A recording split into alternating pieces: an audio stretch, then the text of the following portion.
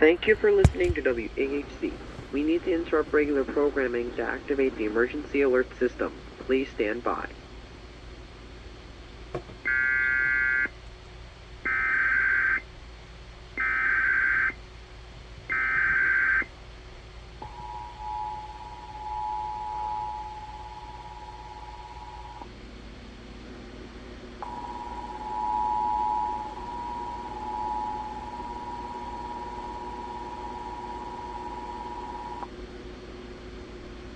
Wanted for law enforcement officer killed or seriously injured in line of duty on Tuesday, July 19, 2022 at 10:41 a.m. at 21st Street, North Kansas City, Missouri.